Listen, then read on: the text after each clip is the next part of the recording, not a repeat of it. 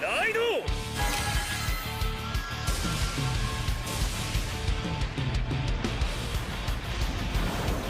ドラゴニックバンキッシャー出た大山選手の切り札ドラゴニックバンキッシャーの登場ゲットイマジナリーギフトアクセル2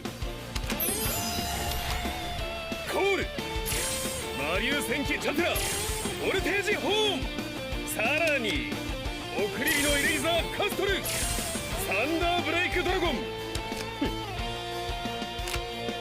はて面よな最後の手札を捨てたでござる。これが何を意味するかわかるよな。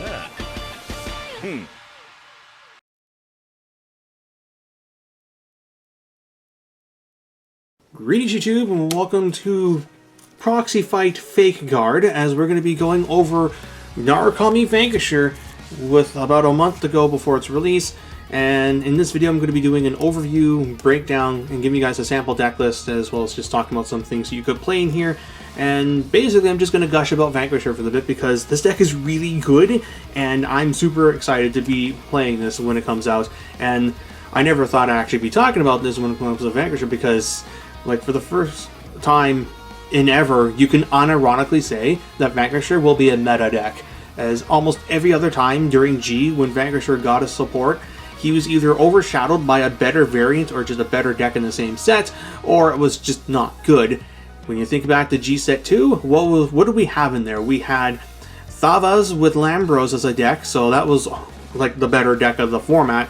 And as far as Naru variants go, Sweet Command was the arguably better deck, but Brawler was just the better variant to play. Set 5 with Voltage, what happened? Brawler was the best variant. Set 9 with VMAX, Set 9 just sucked ass, so let's just not talk about that. And Set 12 with V-Buster, we had Ichikishima in the same set, so Battle Sisters was best deck in format, and this just...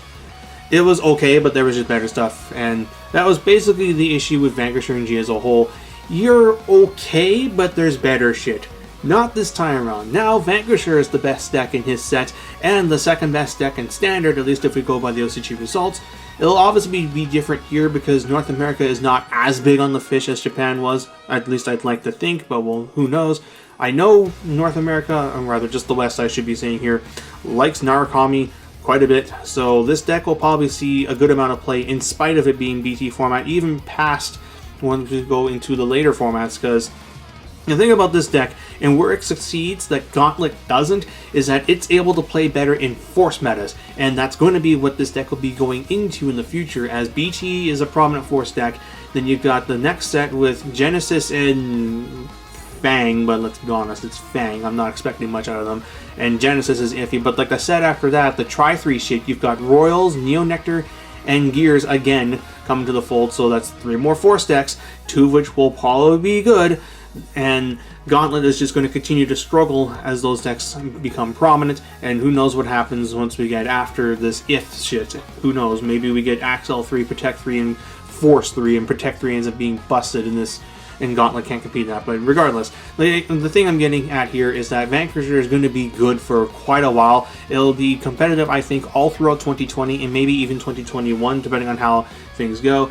And we're going to see a tremendous drop-off in Gauntlet Drill, as those decks, or rather, yeah, that deck and those cards are better in Axel heavy metas, but we're leaning away from Axel heavy metas. Granted, we'll still probably see Tachikaze, Murakumo, Pale Moon, especially if Bermuda Triangle gets hit on an upcoming ban list in some capacity, but I think Vanquisher will still be the better deck to play over Gauntlet, just because it can do so much more. It just applies more overall pressure. And yeah, with that being said, let's get into it. So basically, the playstyle of this deck is, imagine if G Narukami didn't suck. You have the ability to just bind shit away, make your front row big and scary, and you get extra attacks, which is something you really couldn't do in the older builds unless you had Dragonic Descendant Sigma on rearguard. And even then you needed, like, to be a Thunderstrike 7 in order to really get that kind of buff. But not this. No, you get to pop off as early as turn 3 if you have the right hand and your opponent plays into you.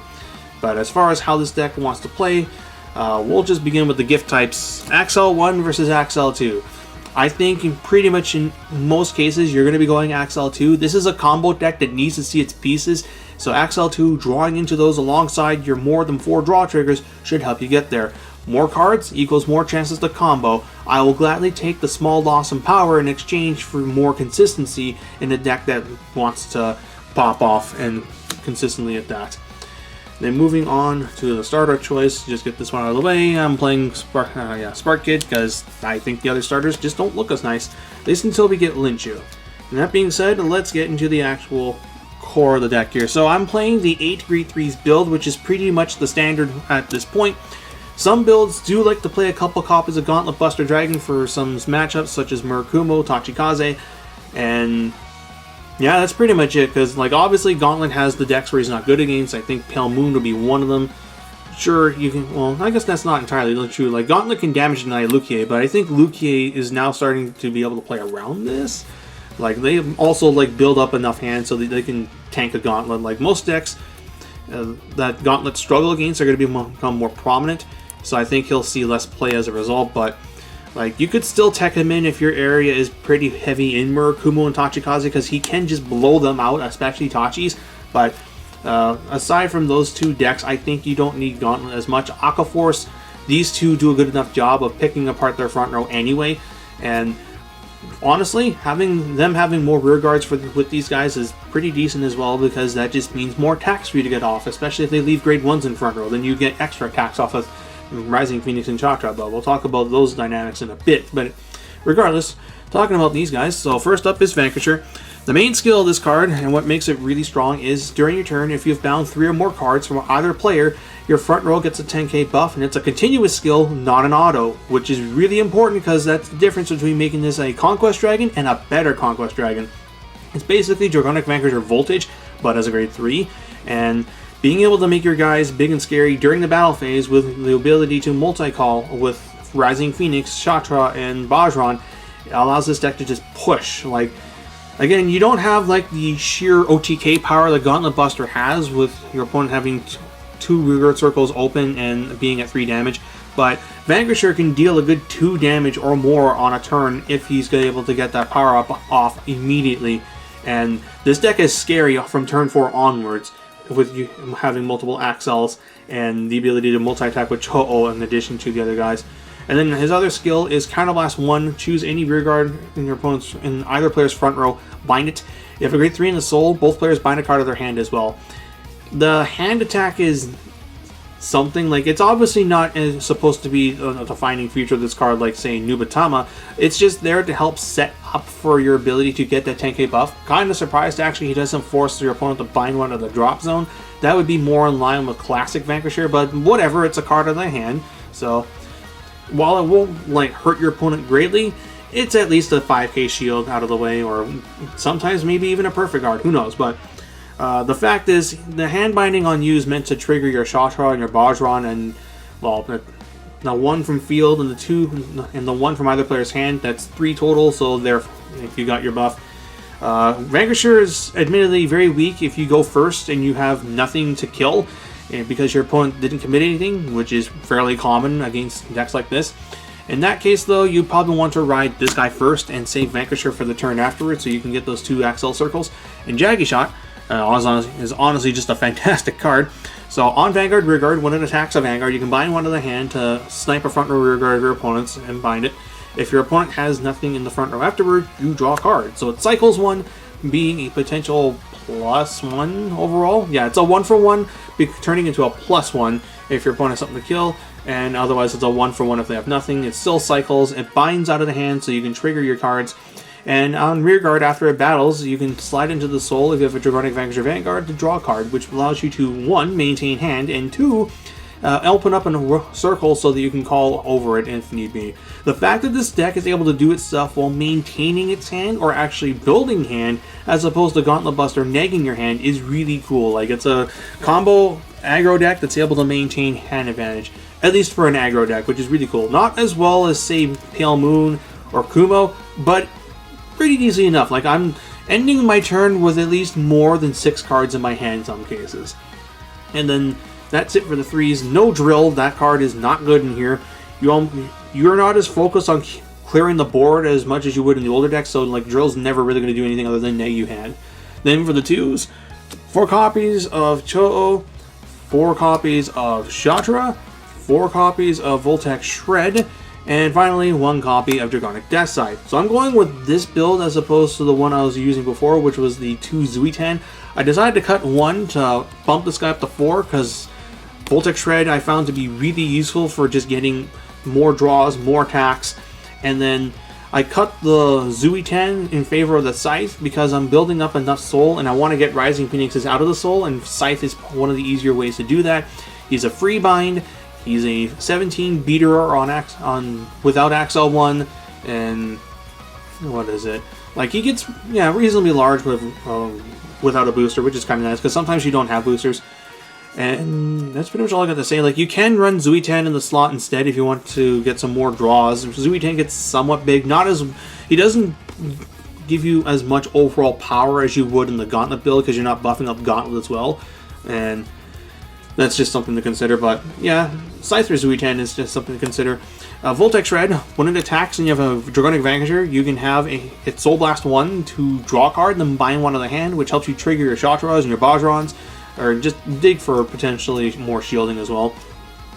It's unfortunate that he needs you to be on Vanquisher and he is a 9k body, so if you just draw him and you're on Jaggy Shot, then he's not going to do anything other than just be a body, but it's still something. I would much rather ride this than Shatra or Cho-Oh if I can help it, because those just provide much overall more pressure. I know words are hard here. Shatra, when it's bound from the hand, calls itself to Rearguard Circle and gets plus 10,000 power. Also, when it hits a Vanguard, you can Soul Blast 1 to draw a card and bind one of your opponent's front row rear guards. So, I can't really say if this is better than Classic Shatra or worse. Classic Shatra forced a card of the forced your opponent to guard so that you would draw. Otherwise, you would draw a card and bind one of the drop zone. And drop zone binding is probably still pretty decent in standard. Obviously, like binding a front row rear guard allows you to overall plus and enables potential Rising Phoenixes, which is good.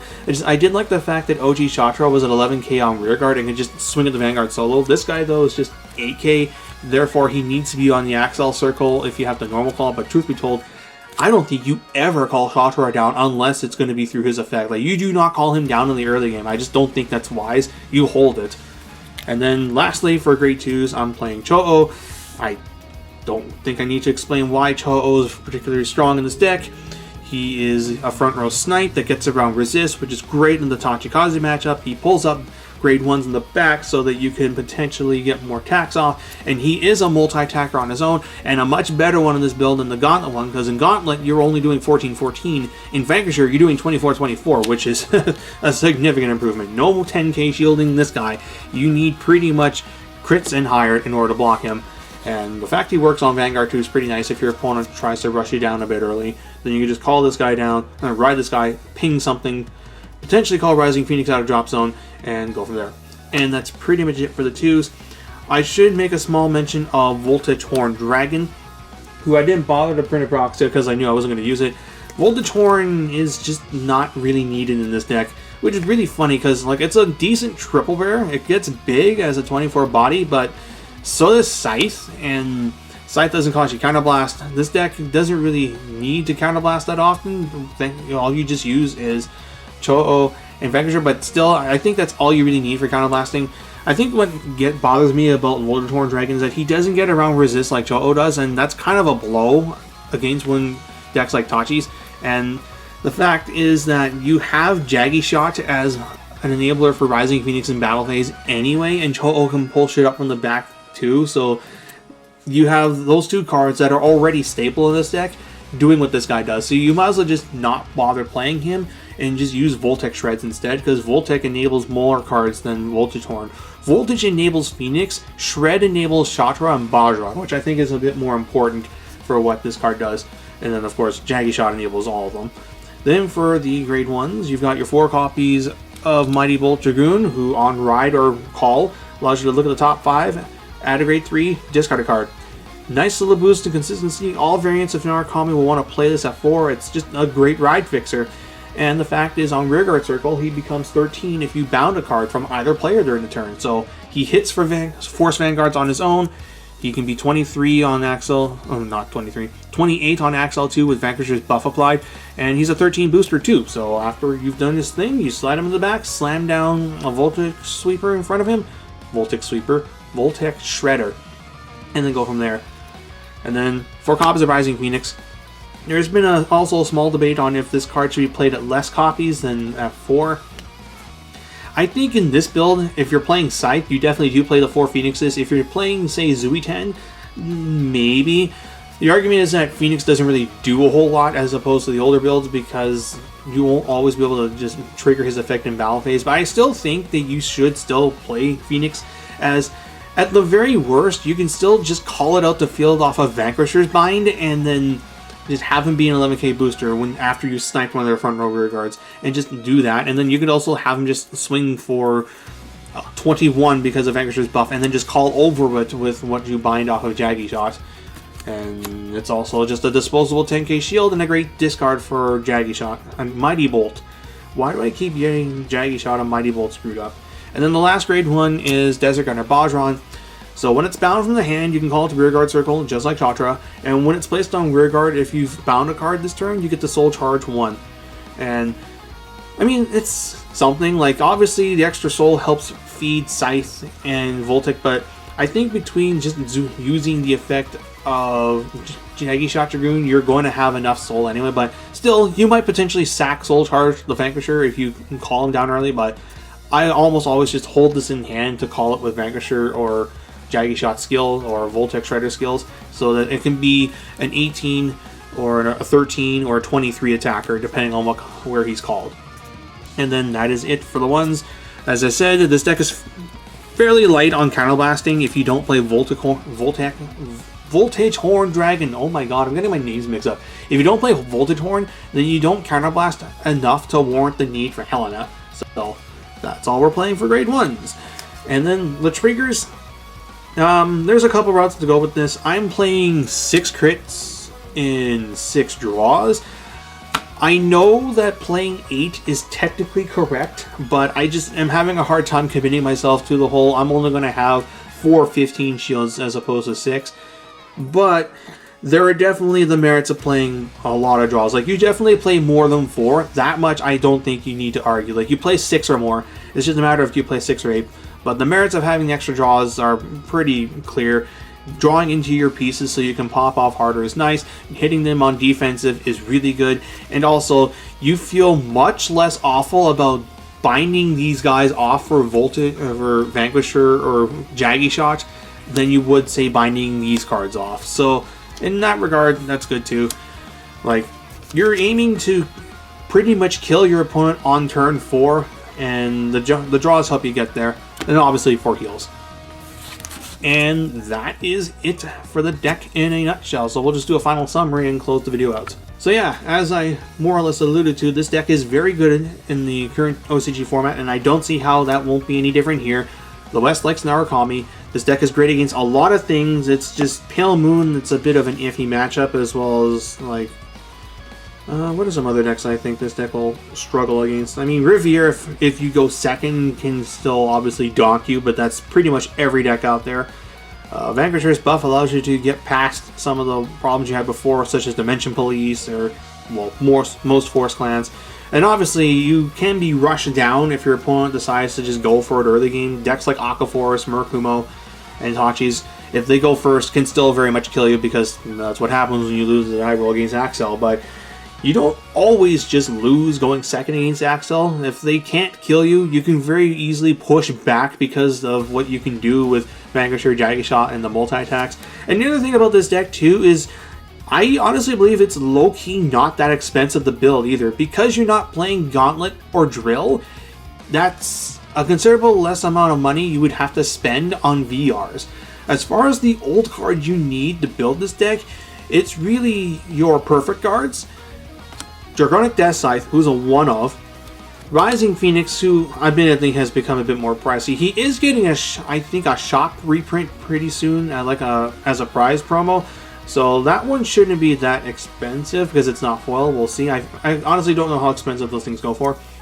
Cho-Oh, who I think has still got a plentiful amount in stock. I know people are trying to buy this thing out, so if you haven't picked up Cho-Ohs, You need to do so. And like aside from these cards mentioned, everything else for this deck is built in set. Your Vanquisher, he's your VR. He'll probably be he will be the most expensive card in your deck, but he's, I think, the second most expensive VR in the set. The most expensive one is Revon, so you're not even paying like full top dollar for this. Like the worst I expect this to be is maybe $20 to $25 a piece, but that's pretty much it for your big spending. Everything else in the set should be relatively cheap. Jaggy Shot and Mighty Bolt Dragoon, he'll probably be, I don't know, $5, so that's pretty cheap. Everything else, double rares, commons, like, this is a rare, pretty good rare. This is a double rare, it'll be pretty cheap. This is a common, it'll be dirt cheap. Double rare, cheap. So, I honestly think, like, Vanquisher will be very much in the way of, like, older Murakumo decks where it'll be really powerful and also really easy on the wallet. So we might actually see a more influx of Vanquisher players as time goes on. And if you're going to see more Vanquisher players, then I think builds with Zuitan will become more commonplace, because Zuitan allows you to play around the mirror a little. But that's pretty much all I got to say. I've covered pretty much everything. One slight mention I forgot to talk about in the trigger section is there is also merit to playing fronts, and there's a build running around that plays 8 draws, 4 fronts. That looks really spicy, and I want to give it a shot. I just didn't think about it when I was talking about the triggers earlier, but that's something also to take note of. And I think I've covered now almost everything. If there's some other tech options that I haven't mentioned that you guys can have on mind, comment down below. And yeah, that's pretty much it. So I hope you guys are excited for Vanquisher as I am, as this will probably be the deck I play for the majority of the year. Asha is going to have to do some really sweet shit to make me want to pick up Neos again, because I did not like what Arboros Dragon did, and I just skipped on that. So we'll see. I'm also hoping that we get Night Rose later in the year. I know that Grand Blue Wave 3 is coming, and that may be either Night Rose or I actually don't know what else could be next other than that, because we've already gone through Cocytus, we've got Night Storm as a doubler in that set, and I don't know what other like iconic boss units are left for Grand Blue other than the Legion that nobody cared about. But in any case, I hope you guys enjoyed this, and until next time, this is Blue39, jacking out.